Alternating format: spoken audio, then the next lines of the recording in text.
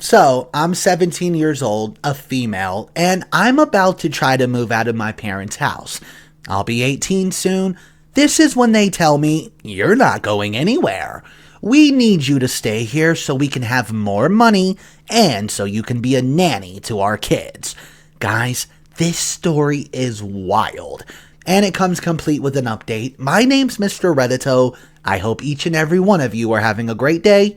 Let's get right to it.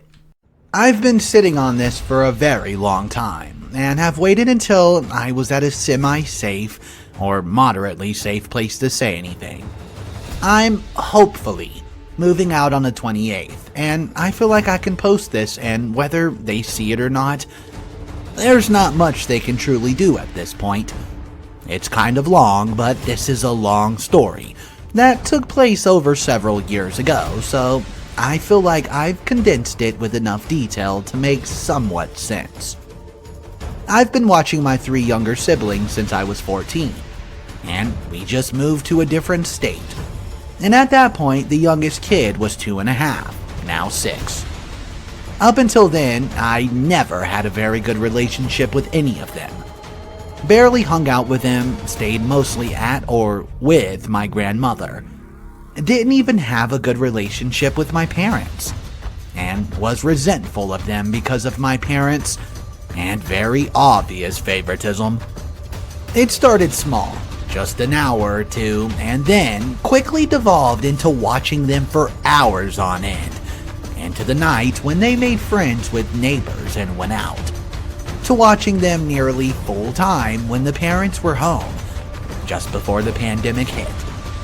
I watched them with no pay, unless you count them feeding and housing, not giving me to an abuser as payment like they did. Until they started with $25 a week. No exceptions, and it did not matter how much I actually worked, and I never actually touched any cash.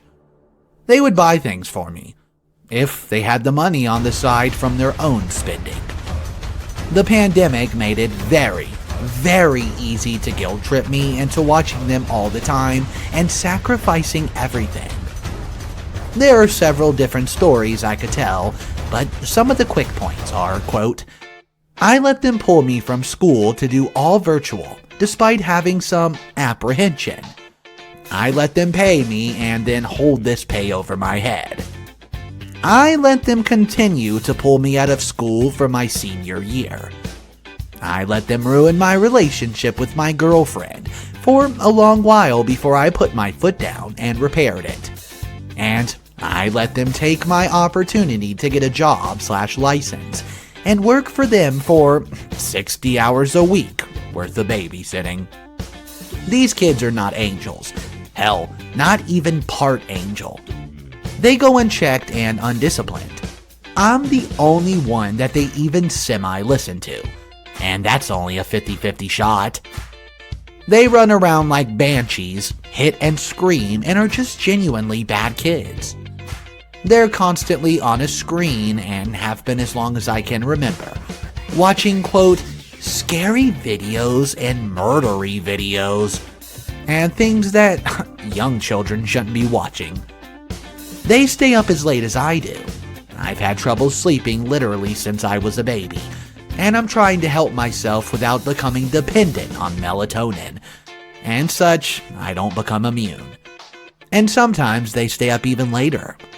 For reference, that can mean 4 to 6 a.m. And sometimes get knocks on my door asking for food and such. It's not just me who says these things. My grandmother, who watches them when we go back to our hometown. My family who sees them. My girlfriend's family who sees them act this way. Their teachers, etc. also say this or that, or say it more politely. The youngest is the worst. Going the most unchecked and ignored, and when she's bad, it's, quote, well, she has ADHD, so... No, that's not an excuse, not even a diagnosis. You just don't parent her, and don't want to help her. I've had ADD diagnosed but unmedicated because my mom refused to remedicate me after the last pills made it difficult to maintain weight and gave me facial tics. I understand that sometimes it's not fun or easy for people to be around me, but even I can say I don't think she has ADHD, or even if she does have it, I think she has a mom who doesn't discipline her and instead encourages bad behavior. It's ridiculous. The middle kid is becoming more mature at 9 years old, but still unchecked and doesn't listen. The oldest, who is now 12, is realizing his parents don't actually parent and is becoming resentful as the younger girls get favored because he's getting prepped to be the next me. I understand the whole older kids babysitting younger kids thing, but you cannot expect a 14-year-old who barely recognized her siblings to be able to cope well with that kind of childcare. Hell, I don't even really like children. And even as a kid, I don't really hang out with younger kids than me because I found them annoying. Ironic, I know, because I was probably just as annoying. Making me do this made me resent them even more, in all honesty. It was exhausting and made me a resentful person for a while. I still am very angry and have a lot of pent-up frustration that I'm working to try to get through. I don't think I've ever been capable of caring properly for these kids, in my honest opinion. And they should have either a real babysitter or after-school care. I've had several breakdowns and just am not mentally well enough for this job. And my concerns and valid points for these have been ignored. When we moved town, 23-minute drive between my house and my girlfriend's house for reference, they got very, very bold. My biological dad is dead, and because of that, my mother receives a survivor's check with stipulations as to where it can be spent. My entire family bashes her for refusing to use the money correctly and just abusing it. And it's an extremely sore and sensitive spot between us, especially with all of the, quote, jokes that they use my check for themselves, and that money isn't really for me, but them, and how they quite literally refuse to let me stay in my hometown, where I was happier and healthier, because they meant they'd lose that check. They've openly admitted they were never going to let me know of its existence because they did not want me to know. I found out the only reason they can afford their house that we're in is because of this check. They depend on this despite having a second job and well-paying government jobs. You might say, well, the pandemic, but no. They've admitted if they just cut back on frivolous things, like that $1,000 armchair they bought in December, and my mom's purse collection, and all their other bullshit, they'd been doing okay on their own. They guilt-trip me by saying that if I don't stay, they'll lose the house and it'll be all my fault. Eventually, it all came to a head back in October. I put my foot down and demanded I get a job.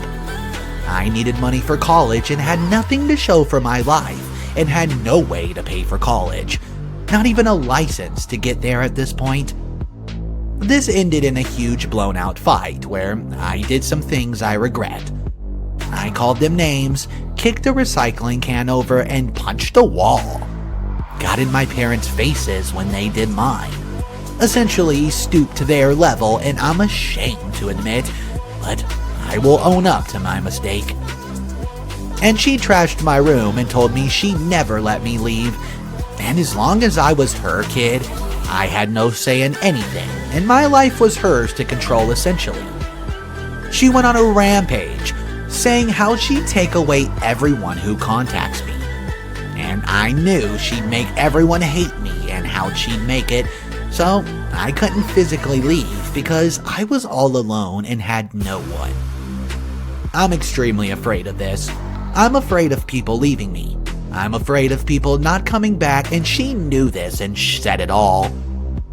I snapped out of it at that point and realized I had a scared dog upstairs who'd be coming back to my bedroom with glass everywhere because my mom threw a box of 20 or so glass bottles on the floor that I collect, and realized I had a girlfriend I loved who I wanted in my life, school to attend that I couldn't if she were to take my laptop, and that I would still have to watch her kids to freaking eat and actually survive here. I immediately backpedaled and apologized, and went along with what she was saying. I was promised therapy, pills, help with the kids, whatever bullshit she spilled out, and I knew everything was a lie. I refused to watch them until we had an agreement, and then I was paid $32 a week flat. I'd be leaving Friday to Sunday for a real job in my old town with my girlfriend.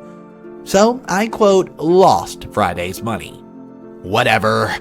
I'd be making way more at the new job. Supposed to be in cash, but that stopped about a month afterward, where it was put on a Cash App card, but only with whatever they could spare depending on my wants and their extra money that they did not spend. Since then, I've been threatened to be held at my house, so I'd be fired with the phone turned off because my job's policy is, if you don't show up to a scheduled shift with any kind of notice, well, then you're fired. They run a formal restaurant that's successful and can't risk liabilities like people who don't show up, which I understand. I've been avoiding a bank account because I don't want her to have access to my money. I'm looking for a car and I'm getting ready to make a DMV appointment this week for my birthday, along with a bank and savings account and a walker's license. They've been getting more and more aggressive with saying I'm not leaving, to the point it's mentioned at least once a day. At first, it was, you aren't leaving until you graduate, so we have someone to watch the kids. Then, it was that they needed my check to pay their mortgage, and would not get it unless I stayed. And now, it's that I'll stay into the beginning of the summer to help them with their time of need. They've threatened to put me in a psych ward, to have me arrested, to give my family members up for things they have asked them to do to guilt trip me, and to have my girlfriend's parents arrested for harboring me as a runaway after I'm 18. I'm not a nanny. I've been preventing and furthering my life, and I've been withheld from getting the necessary things to survive on my own. I owe nothing to them or their kids, and in self-preservation, have to let them be on their own and figure their own shit out. I don't want kids. I did not buy a house I couldn't afford and depend on a government check to help me along. I need to go to school to get the kind of job I want. I think the best opinion for this is a comment that I just found, but I do agree with the stance when you say, OP, you have to get up out of there. Sneak out in the middle of the house, sneak out in the middle of the night, whatever you have to do, just get out of there. Don't comply to them and don't break down. Here's the comment I found.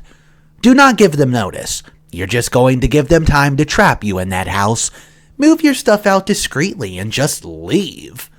Give them a courtesy text that you're not coming back. Maybe even contact the local police station and tell them your situation, so you're not reported missing or kidnapped. Cover your butt and just go. Abuse can escalate when you leave or not leave. They know this and will continue to make it worse if they have this information. Okay guys, there's an update for this. Drop your thoughts down below and let's check out the update. My dog and I are safely moved out, and okay. A lot went down in the past 2 weeks and my mental health was not too great after leaving. So my update is a bit late as I did not want to just babble nonsense and overwhelm myself further. I do want to state before you read this post that I understand that some of my actions weren't necessarily the best choices, and I know some of my actions were influenced by guilt tripping and manipulation. I'm okay with my current situation or agreement, as it's incredibly temporary, and I don't think there would have been a more peaceful resolution. A few days after posting my original EP story, I revealed to them I was leaving. I did this because they were already starting to poke around and ask questions, and I knew they were going to find out either way. I wanted to be a bit in control of the situation, and I did not want to risk getting caught off guard. I can say honestly, it was the best solution knowing what I know now and what happened after I told them. I attempted to talk to them calmly with my girlfriend and dog in the car just across the street, and me as the only one in the house. It was a safeguard in case anything got physically violent, because if it did, I would walk out and leave and 100% would tell the police I don't feel safe if they continue to pursue me. This backfired a bit, as they were very, very upset and said things I just can't forgive them for, but I'd already anticipated the freakout. I was told that I would be getting cut off and cutting off all bridges to them, and if I ever had to ask them for help or come back, that I'd be doing every house chore they could think of. I'd have to quit my job to watch the kids 24/7, even on weekends. That my relationship with my girlfriend was abusive and unsafe, and unhealthy, and I was manipulated by her to move in. That they didn't want me to anymore. That I was screwing them over, and it didn't matter if I was trying to better my life, because it did not benefit them. I would like to point out that they told me in the fight that they hoped I would not lose my job, because I wasn't leaving for the next 2 weeks, and that they'd look on me applying for new ones. I did not let out that I've already talked to my boss. I've anticipated and even heard much of this before, so I just kinda sat quietly and reiterated that I wasn't changing my mind on moving out. They still weren't happy, but I talked to my girlfriend in the car for a while afterward, and eventually sent her home after calming down. My mother had already contacted my grandmother, someone whose opinion means a lot to me by the way, just to try and convince me to stay until at least the end of the school year. She had my grandmother beg me, and bug me really, until about a day before I left and try to guilt trip me into staying. My mother also used the fact that my grandfather has cancer. How are you going to use Grandpa? You're never gonna see Poppy before he dies. I refused to stay, and it ended in a few days of quiet tension between all of us before we started talking again. I was then told I could actually leave for work and that, quote, she said that when she was mad. Why would you think about that would stand? It resulted in me leaving for the weekend. My most important valuables have been moved out, stuff like my dead dad's hat, stuff from my baby box, some trinkets, etc. We fought for the remainder of the 2 weeks, going back and forth on compromises, and what I was going to do and how I was going to take care of myself. I will point out the big fights or talks, as they are important. After coming back from that weekend, I sat down with them per their request, just to talk about potential situations. They said they genuinely could not afford the house, or childcare, and showed me that no one was even responding to their ads, and that after-school services were all booked in our area. I said fine, then let's talk about it, but I am not A, giving up any days I could potentially work at my job, B, not agreeing to anything at this point because I need time to think. The potential plan we came up with was I come home on Sundays. My stepdad would pick me up and my girlfriend would pick me up Wednesday to take me to work in the same fashion of how we do it on Fridays. I walked away from that conversation with both of us agreeing that I agreed to nothing we talked about. I then got texted later that night at about 1 a.m, asking if potentially 8 to 9 p.m. was good for a Sunday pickup. I tried to avoid the question and asked something else, but he was persistent, until I finally said, yeah, that could potentially work if we do that. Intentionally vague, not agreeing that it was a permanent solution. My girlfriend refused to drive me back and forth, which I agreed with as it's an hour's drive back and forth. And as they needed me, and because they refused to help me get my own license when I wanted, they should be the ones to drive me. I came up with a solution of, well, maybe I could give them Wednesdays if I had them off. Otherwise, the other babysitter they managed to find for part-time work could do the Wednesdays I couldn't. They flipped again, saying I was going back on our agreement and I was lying and manipulative little shit, and that I wasn't being reasonable and it was again ducking them over. I reiterated I did not agree to anything.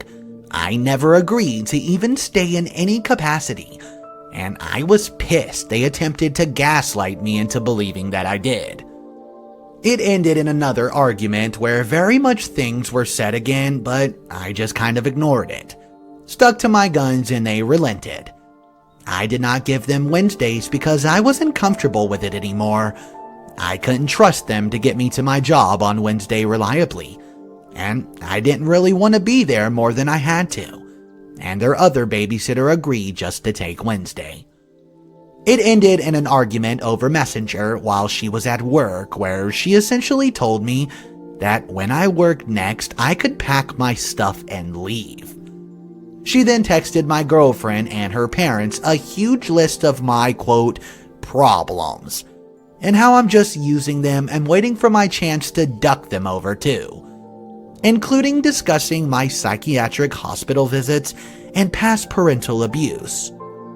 They said they dismissed it because they'd A, known me for 3 years and at this point, and what my mom was saying wasn't lining up with what they saw, and B, they weren't going to take my mom's word when she was acting crazy and revealing things they weren't even sure if I was comfortable discussing outside of a therapist office.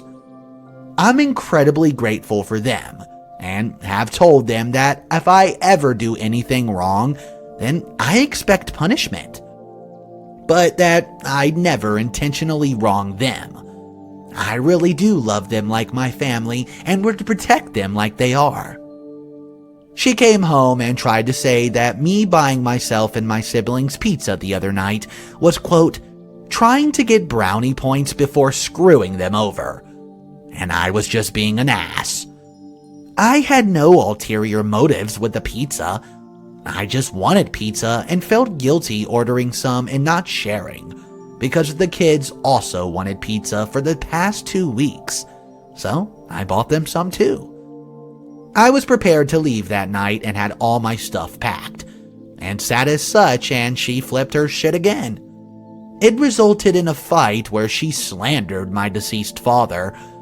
I'm not sure if what she said was true, and I'm not really willing to find out.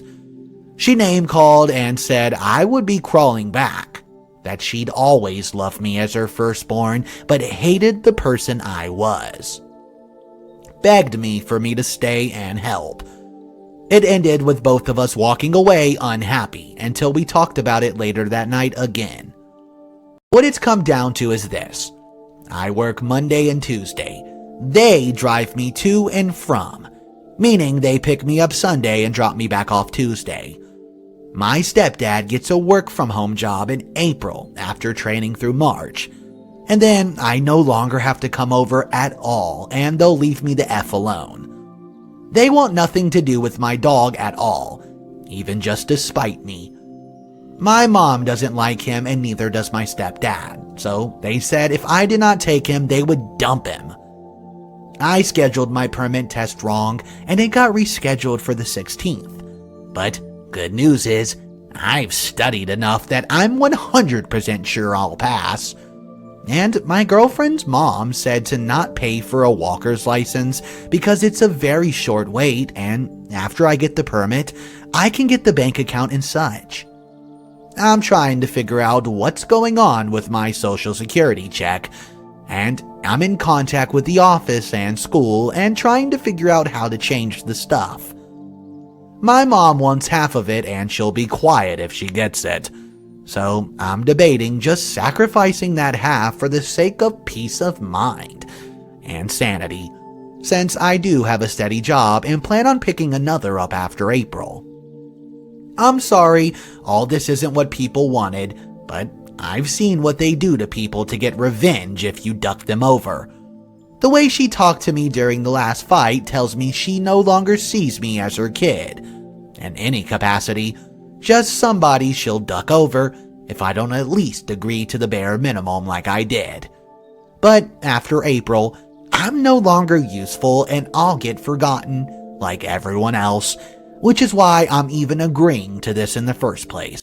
Okay, so I'm glad OP decided to get the heck out of that situation. However, the SS check that the parents are relying on should be solely going to OP. I don't think she should give in to that, and she should continue to fight to keep that money. That's my opinion, but let's read one comment from someone from the original thread. It states, "I'm glad you're getting yourself out, and thank you for the update. But OP, do not give your parents a single cent of your check or any paycheck. That money is for you to build your own life. They're adults who need to make their own financial decisions. You are not hurting your family by keeping your rightful owned money to yourself." Do you guys agree with that statement, or do you think for some reason her family's entitled to some part of her money? Let me know your thoughts in the comment section below. Our next story that we're going to look at is an interesting one. It's titled, "I'm 33 weeks pregnant and my mother-in-law finally asks who's going to be in the room. She hates the answer." Here we go, guys. Next story is upon us. And don't forget to smash that subscribe button. Here we go. At 2 in the morning, I received the following text from her. She's at a casino, even though still jobless, so I would say there's a 90% chance she's drunk.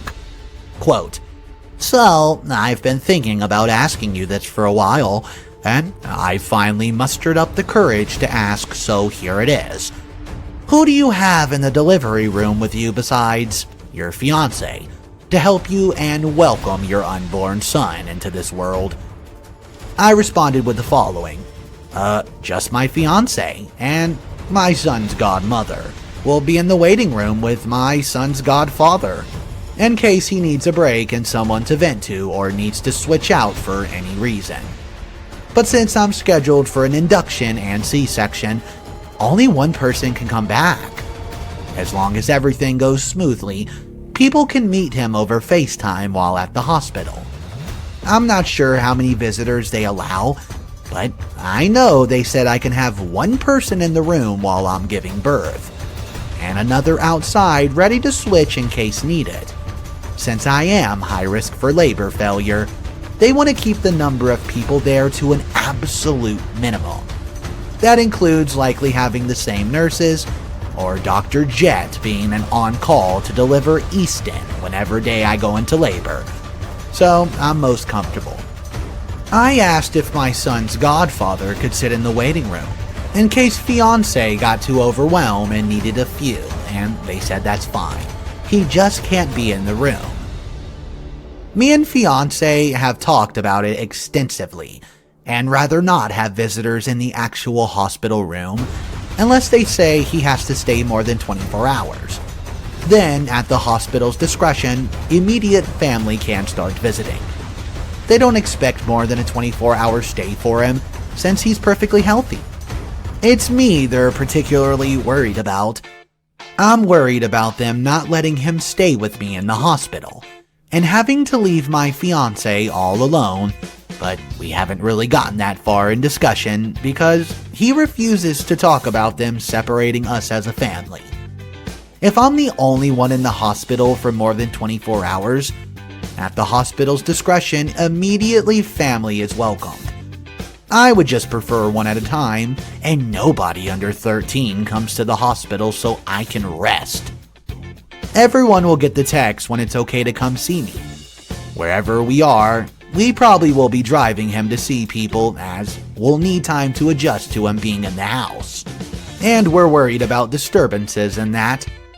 She responds with this. "So, can you swap out the godfather for me?" I would be honored to be fiancé's tag partner if needed, and I wanted to be there anyways. Through the entire process, like I wanted to take you guys there, and be on property the entire time for any and every reason necessary. I want to help in every single way I can, as well as be as close as possible to my little grandson when he makes his grand entrance. Is there any reason you did not want me to see your Plan B? I didn't know how to respond to this while keeping the peace, especially with my fiance asleep. I want to add, I was living with her and her family when I first got pregnant, because my mom died very suddenly last year. When she found out I was pregnant, she gave me 2 days to get out of her house and told me that she would pay for an abortion. I'm pro-choice, but that's not what I wanted. Every time I mention that we got pregnant shortly after miscarrying, she says this: "Oh my God, I wanted to kill you guys." She loves her grandson, I don't doubt that. She's never been involved in the beginning of life with any of her grandkids, so I'm not sure if she realizes she's overstepping. But as a parent herself, I would think she would know. How do I approach this? So the first thing I notice about this story, I thought mother-in-law was getting excessive information that she did not need, and basically it was ammunition she was using against OP. I would inform the hospital, say, "Hey, this is the situation. I don't want this person here. She might barge in anyways, so let them know so you have a peaceful pregnancy." Let's read a comment before we hop into the next story. And remember guys, if you've had any similar stories like this, drop them down below and who knows, maybe I'll feature it on the channel. I love reading your opinions, stories, and thoughts. Here's the comment. "Way too much info going on. Stop telling mother-in-law. She's getting way too much ammo." My thoughts exactly. Second, let the hospital know there might be an unwelcome visitor. You need your little army around you right now, making sure the Wicked Witch of the West doesn't get her flying moonies airborne. I love that. Okay guys, here comes the final story of the day. Let's get right to it. Hey y'all, I'm currently feeling like the living dead and stuck in bed. So I've decided to share this ongoing tale with you all. I'll be sure to post update. My partner, 30 male, and I, 25 female, started our relationship 5 years ago. When we met, I found out he shared a mortgage with mother-in-law because her ex left so she could not hold the mortgage. Boyfriend had a good job and decided to step up. We had not met yet and he was single and living there, so he did not think much of it, and that was his mother. He's a wonderful son and person. I moved in with him after 7 months. I know that's pretty soon, but there were some unforeseen events that led me to just stay. And that's when I started to realize there was something really off about mother-in-law. To give a visual of the house, it's a 2-story house with 3 bedrooms, 2 bathrooms upstairs, and 1 bedroom and 1 bathroom downstairs. When I moved in, we lived in his bedroom upstairs. All downstairs was absolutely filled to the ceiling with junk and boxes. Almost like an episode of Hoarders. Completely unlivable. There also is a laundry room down there, and that's when we all did our laundry. We were finally able to convince mother-in-law to get her shit out of the way so we can move downstairs and have a bit more privacy. There's a door leading into the living area of the downstairs, and she would use that to get to the laundry. We spent most of our time in our living area and got tired of her constantly coming through it. So I tried to talk and make a compromise. There was 2 other ways to get to the laundry room. One way is down the outside stairs to the laundry room door, and the other is through the garage and through the hall. I went and bought some curtains to set up on either side of the door, so she had her own little special hallway. She kept coming through after agreeing to use the other way. One day, we replaced the doorknob with a knob with a lock that locked from the inside. We'd locked up and left the house for a few hours. When we got back, we found out she's taken a butter knife and forced open the lock. Something that could have easily been avoided. When we confronted her, she got on the floor and cried. And my boyfriend went over to comfort her. That's when I realized that she manipulates him. I only asked why she did it, and she broke down with crocodile tears. Eventually, I convinced boyfriend to get away and we moved into an apartment in town. It was bliss. I think from there, he started to gain a lot more confidence and stopped talking to mother-in-law as much. This was all 4 years ago. After we moved out, mother-in-law decided to spend a bunch of money and renovate the downstairs and make the house into a duplex type situation, with her living in the bottom. It's separate now and she's invading no one's space. She charges a tenant $2,200 to live upstairs, which pays almost all her mortgage and her bills. Boyfriend is still on the title and the mortgage of the house. When he was there, he was paying everything, including her phone bill. Anything to add, mother-in-law doesn't work. So, fast forward to now. I'm 2 months pregnant with boyfriend's baby. We're starting a family and boyfriend is asked to move into the upstairs so we can have a bigger home to raise our baby. She says no. We ask her to take his name off. Nope. She refuses to let him live in the house. She won't buy him out. She won't take his name off because that would mean she can't keep the house. She cannot keep the house without boyfriend. Her reasoning is that she wants to save for her retirement, and she needs the $4,000 a month she makes from the tenant, alimony also, and disability from the government, and also some under-the-table work, while we're currently grasping at straws. My boyfriend has finally realized that his mother doesn't give any shit about him or his child, and now we're going to take her to court. The house is worth almost $700,000, and we're going to force a sale for half. Basically, she's proved time and time again that she's selfish. A greedy woman who takes advantage of her son. Her other son does not talk to her or see her even on holidays. We understand why now. I'm honestly just still in shock at the fact that everything he's done for her, she won't do the same. Also, she has so much money. This is one of the most entitled I've seen in some time. I can't believe that this mother's doing this. I came across one comment though that has a lot of useful information and I was reading it like, oh, I totally agree. It says this: it's actually very good that she refused to give you guys the top floor of the house. It would have enabled her to get insanely involved in your life and with the baby. And she sounds like the kind of in-law who would be forcing herself into being involved with every decision for the pregnancy and the baby. She will force you to let her into the delivery room, trust me. She will ignore and disrespect you guys as parents and will blatantly stomp your boundaries and rules. She will belittle and mock you. She will act like she is the mother. She will demand to be called mama.